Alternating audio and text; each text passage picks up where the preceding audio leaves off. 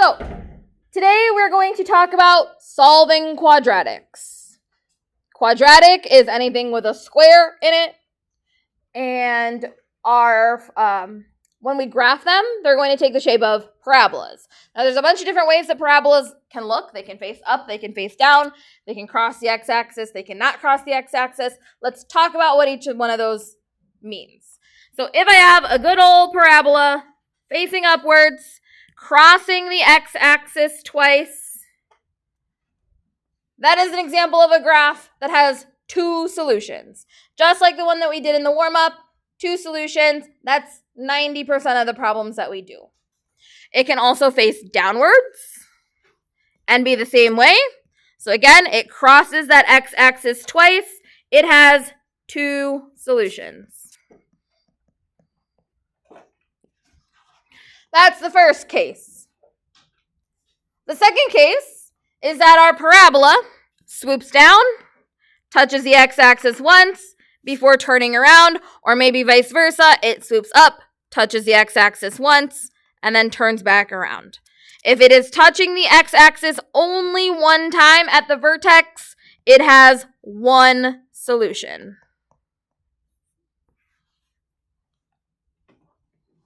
And then the last case scenario that we could see is that our parabola swoops down and does not touch the x-axis before turning around, or opposite way, comes up, does not touch the x-axis, and we would call that no solutions. So in a quadratic, the solutions are those x-intercepts. We also use the terms zeros or roots. They all mean the same thing. Zeros, roots, x-intercepts, solutions. Is ringing a bell from Algebra 1? Okay, so how do we solve a quadratic? Well, obviously, yesterday we talked about factoring. Factoring, we start with GCFs if we can. We always want to get them equal to 0. That's that notation piece that I was talking about yesterday. Our equation should be equal to 0. We see if we can take out a GCF, and if we can or we can't, then we are going to factor them into its bubbles like so, right? Once we have the bubbles, the parentheses, we split it. We can take each piece and set it equal to 0 separately, and we should get solutions. This case, we have two solutions. Typically, when we do factoring problems, we end up with two solutions. Not every equation is factorable. That's why we have other methods that we are going to look at. But for the most part, things generally are factorable. So I think factoring is a nice, easy way to solve quadratics. Maybe it's not your favorite. Okay. The next method that we're going to see is the square root. So we did not talk about this one yesterday.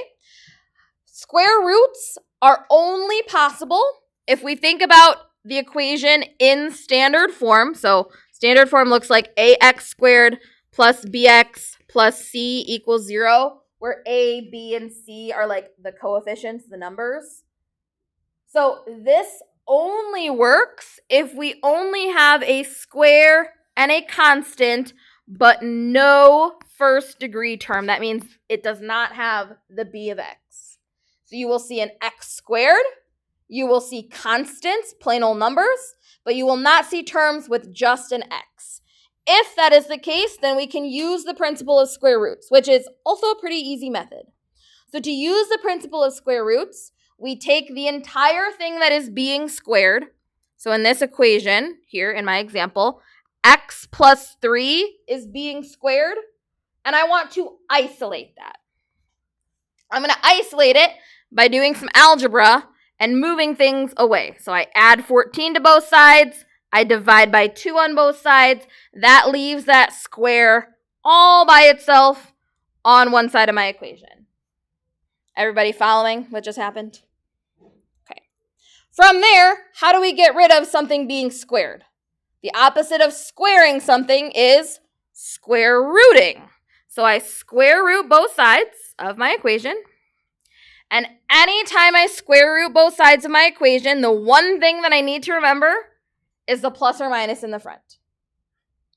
Okay? When I square root that equation, the square is going to go away, and then I include that plus or minus in the front. Now, if that was just an x, like if it just said x squared equals plus or minus the square root of 7, you would be done.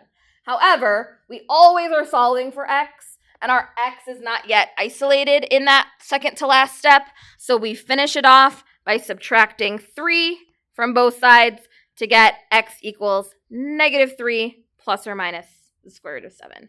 You might want to write it as plus or minus 7 minus 3. You just need to be very clear that your square root doesn't accidentally cover the rest of your -3, because that's not inside. Any questions on that? No, we're good? Okay, flip it over. The last method is the quadratic formula. So I told you, not everything is factorable. For square roots, we have to not have that middle term. If we cannot do either one of these methods, that's okay, because the quadratic formula always works.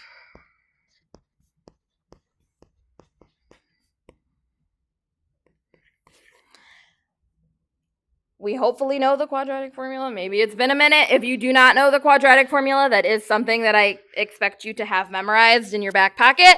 It is x equals -b plus or minus the square root of b squared minus 4ac all over 2a.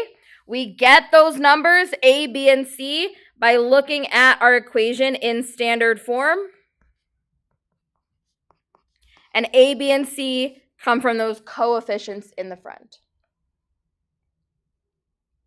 So in this example here, I have the equation x squared plus 6x minus 11. A is the 1 in front of the x squared. B is the 6. And C is that -11.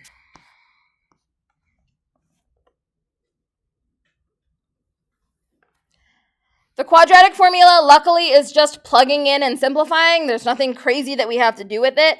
So I plug my A, B, and C into those spots where they belong, and then I start simplifying. Things that I am going to have you look out for are things like when we get to this step, we've simplified everything. We've got all whole numbers. I have -6 plus or minus the square root of 80 over 2. I do not want you to stop there because I can still simplify this radical. Okay, so the square root of 80 can be simplified. I'm going to write off to the side a couple different methods for simplifying this. I'm going to give you 2 methods. Number 1 is we simplify by square roots, or perfect squares. So the square root of 80 can be broken down into 16 times 5. 16 is a perfect square. So I can say that this is 4 radical 5. Okay, some people like that method. Other methods that work, so here's method number 2, is if you have a really, really big number especially, just start taking out whatever you can. So I know, maybe I don't know that 16 times 5 goes into 80, but I do know that 80 is 2 times 40. And I do know that 40 is 2 times 20. And I do know that 20 is 4 times 5. 2 times 2, or 2 times 2 times 5. This is called prime factorization. So we're taking that big number 80 and I'm breaking it down into really small numbers. So 2 times 2 times 2 times 2 times 5 gets me 80. And then the way that we simplify this radical is I take pairs. So a 2 times 2 pair and a 2 times 2 pair gives me 2 times 2 in the front. Radical 5, stays out in the inside. Or this is 4 radical 5. So I think this method is faster, but when you get really big numbers, like on your homework, you might see something like, 570 or something like that. You might want to do this method where you're just breaking it down over and over again. Good? From there, so I simplified. I got the 4 radical 5 here. If you can, potentially, you might be able to simplify this fraction. 2, 6, and 4 all have a GCF of 2. So I'm able to take out that GCF of 2 to leave me with this guy. Now, this is an exact form. You should be able to just put exact form as your answer. I do not need a decimal approximation for this method or for square root method. But when you are graphing, you might want to just plug that into your calculator to see what the decimal approximation is so you can put it on your graph. But exact answers are good for me. Any questions? Okay. All right, we're going to do 2 of each and then we'll be done. So first is factoring. We're going to go ahead and factor this. Then we're going to sketch our graph. I'm first looking for GCFs, which I don't have in this one.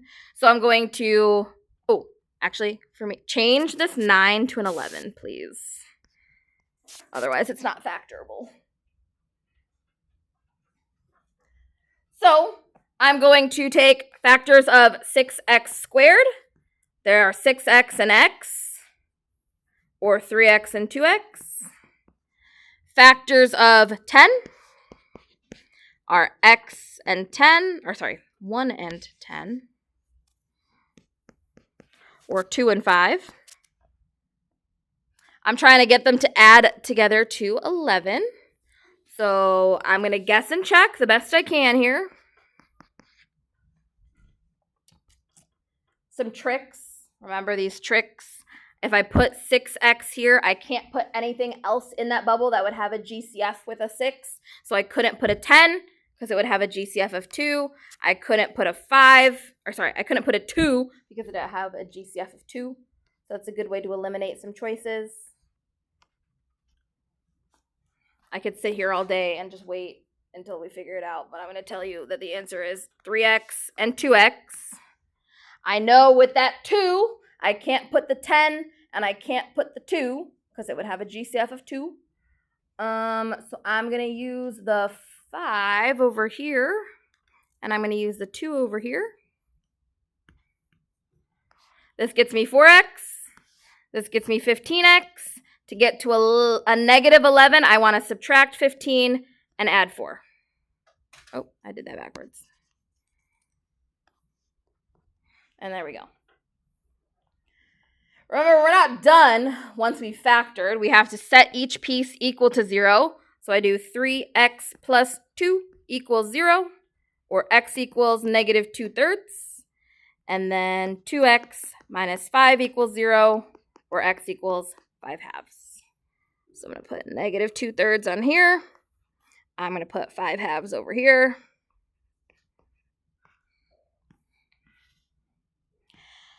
And then I sketch my parabola. I know that this parabola in particular opens up because that first term is positive. So there's my parabola. Questions on that? I don't want to do every single one of these, so. Because we did factoring yesterday, is it okay if I skip the second factoring problem? Okay, fantastic. Let's do square roots. Okay, so for the square roots problem, what I'm looking for is that I don't have just an x term, okay? You can find that out if you move everything to one side. You're going to get something that looks like ax squared plus bx plus c, but without the bx in the middle. So I know there's no just x term, so I'm going to isolate this x squared. I'm going to do that by subtracting 9 from both sides to get 4 equals 2x squared, and then divide 2 to get 2 equals x squared. Now that my x squared is isolated, I get rid of the square by square rooting both sides. When I square root both sides, I need plus or minus the square root of 2 on the left side, and then the square cancels out on the right side. So this is x equals plus or minus the square root of 2. Again, I am perfectly happy with that exact answer. If you're graphing it, you might want to figure out the square root of 2 is, who knows, whatever that decimal is, and you could put them on your graph. This is negative root 2. This is positive root 2. Again, our graph opens upwards because our first term here, the one with the x squared, is positive. So this would face upwards like so.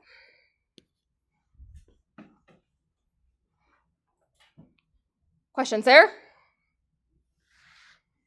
Okay. Things get a little bit weirder when we look at problems like this.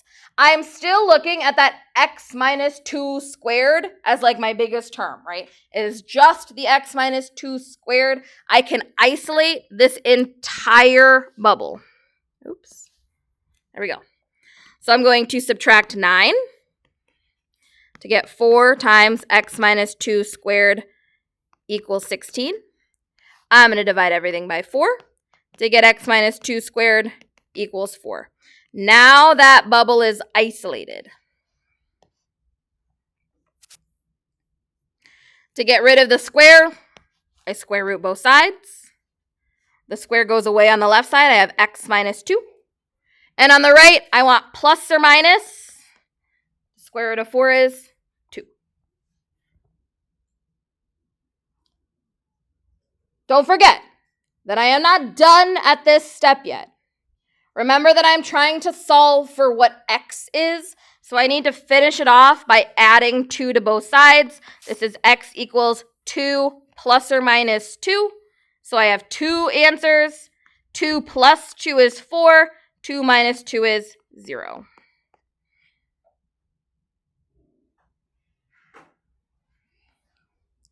Any questions on that?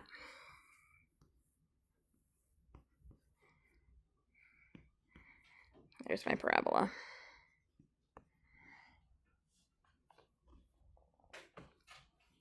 No, we're good? Everybody okay? Flip it over. We got to do 2 quadratic formula problems, and then we're done.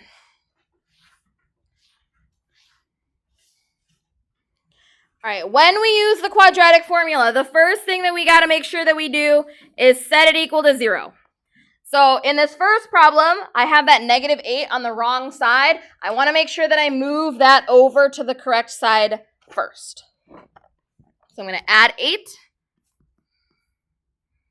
to both sides to get negative 2x squared plus 3x plus 8 equals 0.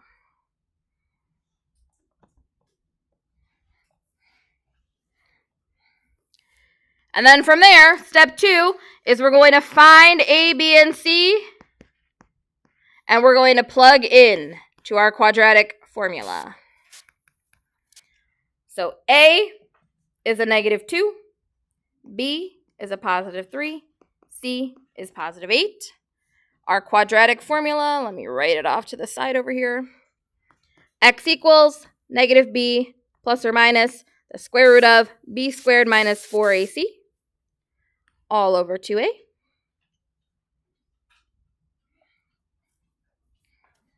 When we are writing this, I do want to see good notation. I want to see the x equals part. I want to see negative 3 plus or minus the square root of 3 squared minus 4 times a times c all over 2 times negative 2. So what good notation looks like to me is that your fraction bar goes all the way across, your square root goes all the way across, you have this x equals part, and then every step that we simplify, we are rewriting this entire fraction. We're not just rewriting the top over and over again until we finish. We got to rewrite the entire thing. So this looks like x equals negative 3 plus or minus. This is going to be the square root of 9 plus 64, so 73. All over negative 4. I'm going to start breaking stuff down. I'm pretty sure 73 is prime, though, so I don't think we can take anything out of 73. Correct me if I'm wrong. And then I can get 2 answers. In exact values, my 2 answers will look like x equals negative 3 plus the square root of 73 over negative 4, and x equals negative 3 minus the square root of 73 over negative 4. Exact answers are okay with me. However, when we graph this, we might want to put them into our calculator to see what they come out to. So, quick side note when we're putting things into our calculator like this. If I have -3 plus the square root of 73, and you have one of the regular like TI 30XISS or whatever, you want to make sure that you put everything in parentheses. So the whole top part should be in parentheses. And I think for some of your calculators, when you make a square root, it automatically comes with this first parenthesis. You want to make sure that you also close that one. And then the bottom over -4, like so. Okay, so if your calculator is throwing you a syntax error, it's probably because you typed it in with parentheses in weird spots or no parentheses at all. And this is just going to give us decimal approximations. So you can throw them right into your calculator to get those decimal approximations. This one ends up being -1.3860. If you're doing decimals, like an approximation like this, I would do 4 decimals. This one is also 2.8860. And really the only purpose of that is to help me graph this. So this is at -1.4-ish, and this is at about positive 2.9-ish. So I'm good with exact values, but we should probably do an approximation to figure out where those go. Notice this 2x squared is a negative in the front, which means my parabola is going to face downwards this time.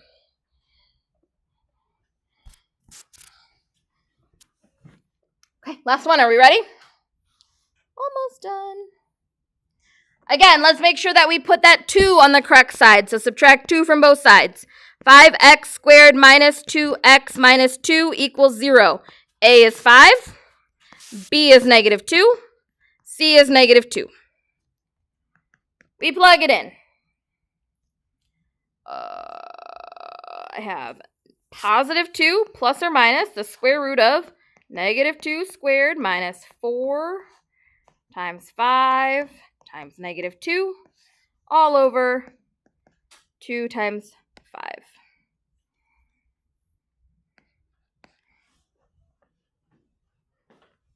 Simplify. -2 squared is 4. 4 plus 40, it looks like. So this becomes the square root of 44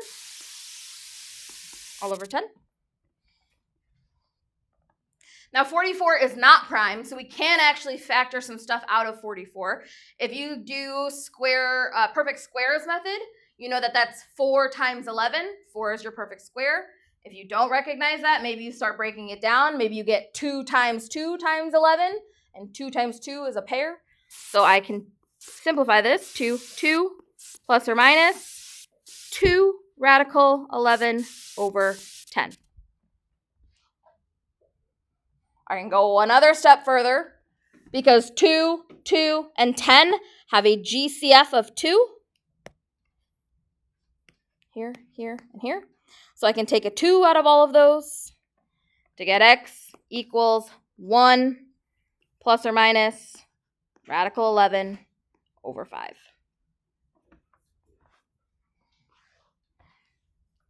I'm good with this as our exact answer. If you wanted to figure out the decimal approximations, you would just plug that into your calculator to get 0.8633 and -0.4633 to help us graph this nicely. -0.5 and a positive 0.9-ish.